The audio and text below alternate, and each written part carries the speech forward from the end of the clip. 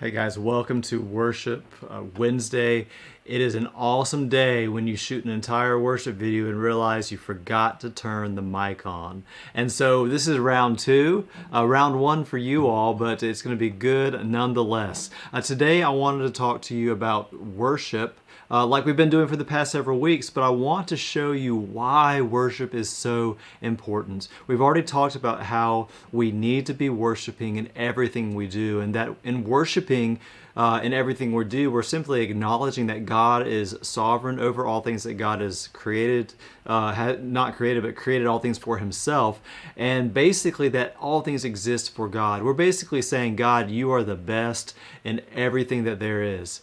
I want you to see that this really isn't an option that we have, that we need to be thinking about this. It's not that we can just choose to worship some days of the week. The reality is that we're worshiping all the time. In fact, we were created to be worshipers. If you look back in Genesis chapter 2, verse 15, you see there in the Bible that it says that Adam was created. He was placed in the garden. He was placed in the garden to work it and keep it. We look at this verse a lot, and just kind of in our minds get this picture of Adam the farmer, that humanity was made to be farmers, to cultivate the ground, to keep a garden. But that's not all there is to it. Biblical scholar John Salhammer points out that when you look at these words, there's just some nuances in the Hebrew that don't quite add up with a simple translation of just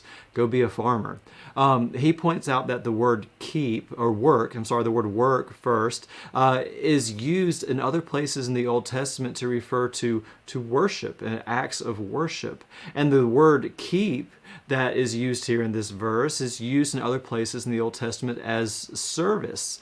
He then points out that the pronouns are a little weird. And in fact, these pronouns work it and keep it, the it, could in fact be not referring to a garden, but referring to God. And so he would say a better translation would be that Adam was placed in the garden to worship the Lord and serve the Lord. In fact, humanity was created to worship the Lord and serve the Lord.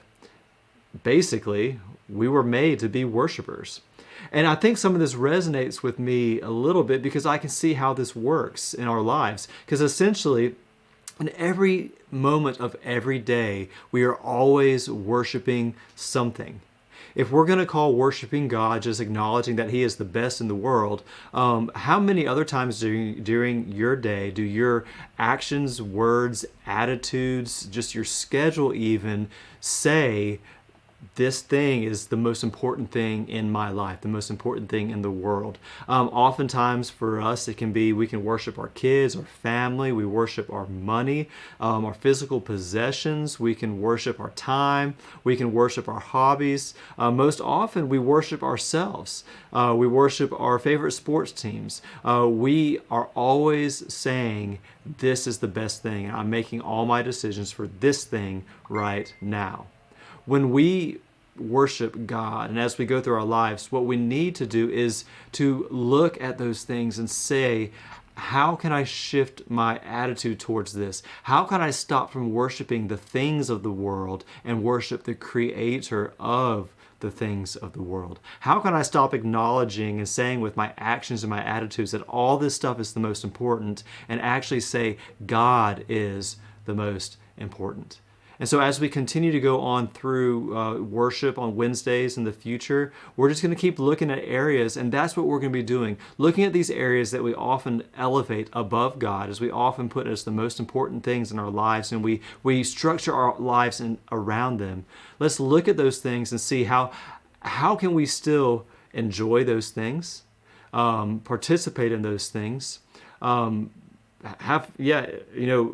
in those things, but do it in a way that shows God and shows the world that we think that while these things are fun, God is so much more important.